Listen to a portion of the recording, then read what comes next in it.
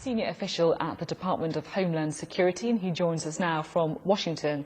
Hello to you. Hey, thanks for having me. So we've just heard from the Deputy Ambassador to the UN from Russia saying that this is an illegitimate action, that it could be extremely serious for stability. Do you think that he has a point, given the fact he decided to act unilaterally? He didn't seek approval either from Congress or from the UN. Well, I think this was an extremely measured response by Donald Trump. He clearly expressed outrage a couple days ago when news of the chemical attack was released.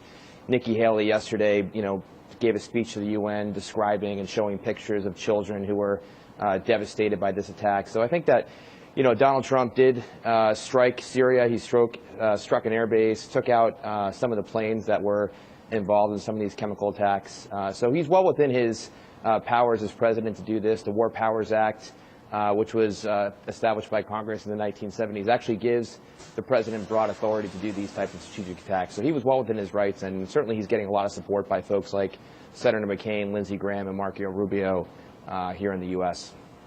Yeah, it's interesting that you say that he is actually enjoying quite a substantial amount of support, particularly, of course, from people who haven't necessarily backed everything that he's done.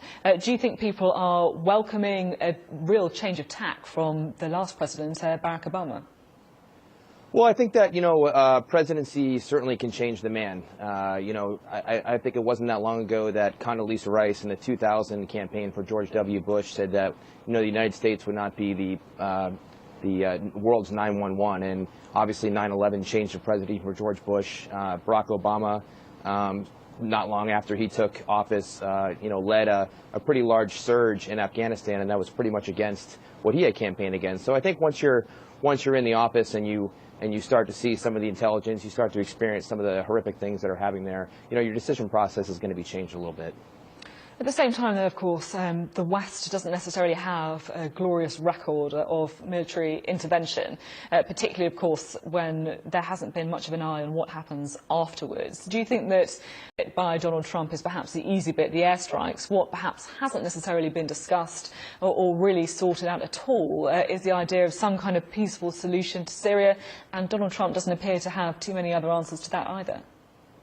Well, I think that, Secretary of State Tillerson, has signaled that he's looking to build a coalition to deal with the issues in Syria. I think it's going to be a long process. German Chancellor Merkel yesterday signaled support, or last night, support for the attacks, as well as the French president, as well as the UK. So I think that this initial strategic strike is going to get support. I think long-term intervention is a whole nother discussion, and I'm not sure that President Trump is willing to go there yet. And I think he does understand it is going to take a coalition to kind of understand and deal with what's happening on the ground in Syria. And, from the Russian standpoint, it wasn't that long ago that the Russians launched their own airstrikes in Syria and didn't tell President Obama until the strikes were happening. So there's a little bit of hypocrisy there, I think, happening. And obviously, we don't have to go further back than Crimea to see the Russians have certainly overstepped when it comes to dealing with things, sovereign nations and where they should and shouldn't be.